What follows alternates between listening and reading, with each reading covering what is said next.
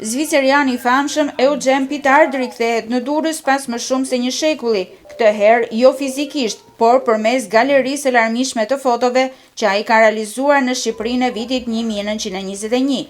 Pas një ndalese të suksesshme në Shkodër, ekspozita Shqipëria 1921, Eugen Pitard është vendosur në Bregdet, duke sjellë të njëjtin udhtim unik fotografik për Adarsi Dursak. Në vitet 1921-1924, çifti Eugen dhe Helen Pitard udhëtuan nëpër Shqipëri, duke kapur në celuloid jetën e përditshme, qytetet, fshatrat, njerëzit dhe peizazhet e paprekura. Elton Koritari, kuratori i ekspozitës fotografike, tha se ishte detyrim ta sillnin këtë ekspozitë në Durrës. Ekspozita në fjalë u mundsua fal bashkëpunimit të Fotoklub Durrës dhe Ambasadës së Zvicrës në Tiranë. Që na la këtë dëshmi të jashtëzakonshme të konditave humane të vendit në atë kohë, kështu që ishte një detyrim për ta sjellë në Durrës edhe për një fakt tjetër, sepse materiali arkivor që ne disponojmë i Durrësit është historik, duke filluar nga Pallati Princ Vidit pak para se të rënojë i vjedhur, torre ku ne ndodhemi me gjithë godinat e asaj kohë, godinat mesetare. Është kënaqësi që jemi në Durrës për ekspozitën e dy fotografëve zviceran.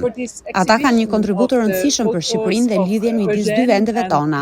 Pitard ishte humanist dhe antropolog dhe ka një kontribut të shkëlqyer dhe besoj se me anë të objektivit të tij, ai solli jetën e shqiptarëve për atë kohë. Hapja e kësaj ekspozite është një tjetër aktivitet kulturor që Fotoklub Durrës sjell për qytetin në këtë vit të parë të themelimit të tij. Një tjetër ekspozitë e rëndësishme është në planet e afërta të fotoklubit. Kjo është një pasqyrë shumë e bukur që ne nëpërmjet fotoklubit është rritë që Durrësit shkëlqej, të japi frutet e para.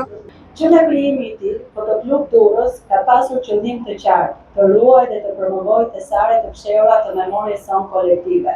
Në planet tona të afërta është realizimi i një ekspozite kushtuar ekskluzivisht Durrësit të viteve 1900-1990. Durrësi si një qytet antik me rrënjë të thella, mbart në vete jo vetëm histori arkeologjike, por dhe një trashëgimi të pasur të familje të fotografëve që kanë dokumentuar shpirtin e këtij qyteti ndër dekada.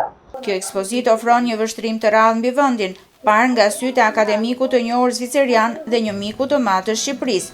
Vepra e tij fotografike prezantohet për herë të parë në materiale të shtypura dhe si përvojë digjitale për publikun, si pjesë e një trashëgimie të përbashkët zviceriano-shqiptare.